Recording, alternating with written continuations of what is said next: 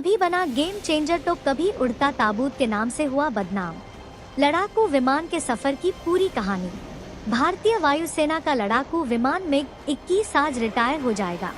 चंडीगढ़ से सफर की शुरुआत करने वाले इस लड़ाकू विमान को विदाई भी यही दी जाएगी। इंडियन एयरफोर्स के लड़ाकू विमान मिग-21 ने विभिन्न युद्धों में अपने अदम्य साहस का परिचय दिया है। यह विमान जहां एक और युद्धों में गेम चेंजर रहा, वहीं उड़ता ताबूत और विडो मेकर कहकर इसे बदनाम भी किया गया। ऑपरेशन सिंदूर में भी था अलर्ट मोड पर। साल 1965 से लेकर बालाकोट एयर स्ट्राइक तक विभिन्न अभियानों के तहत इस लड़ाकू विमान ने अहम भूमिका निभाई। ऑपरेशन सिंदूर में भी यह विमान पूरी तरह अलर्ट मोड में था और इसकी लड़ाकू रैकी जारी थी। 26 सितंबर को यह विमान 62 साल के सफर के बाद इतिहास के पन्नों में दर्ज हो जाएगा। इसकी विदाई इसके सबसे पहले घर चंडीगढ़ एयरफोर्स स्टेशन से ही होगी। यह विमान एयरफोर्स के सबसे शक्तिशाली लड़ाकू विमानों में से एक रहा है। 65 के भारत पाक युद्ध से हुई थी शुरुआत। Personal emotional moment, but also for all the pilots who've flown. The ceremony is the tribute to this aircraft which has served for 62 years. In this ceremony, there will be a MiG-21 fly past. Rather, there will be two fly past. The aircraft will be flying in WIC formation. The call sign will be Badal. विभिन्न युद्धों में मिग-21 के ऐतिहासिक योगदान की बात करें तो सबसे पहले इस विमान ने साल 1965 के भारत पाक युद्ध में हिस्सा लिया था। उसके बाद साल 1971 के युद्ध में भी यह विमान गेम चेंजर बना। वर्ष 1999 में ऑपरेशन सफेद सागर के दायरान कारगिल में भी इस विमान ने कौशल दिखाया।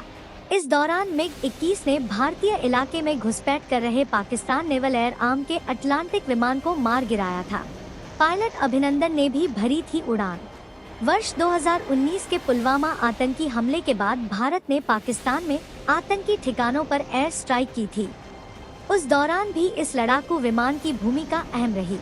जांबाज पायलट अभिनंदन वर्धमान ने मिग-21 बाइसन में ही उड़ान भरकर दुश्मन से लोहा लिया था। एयरफोर्स के एक आला अधिकारी बताते हैं कि मई 2025 ऑपरेशन सिंदूर में भी मिग-21 को पूरी तरह अलर्ट मोड पर रखा हुआ था। तेज रफ्तार में थी कम विजिबिलिटी की दिक्कत। आसमान में जिस जांबाजी के साथ यह विमान अपने टारगेट को अंजाम देता था, उसका कोई जवाब नहीं था।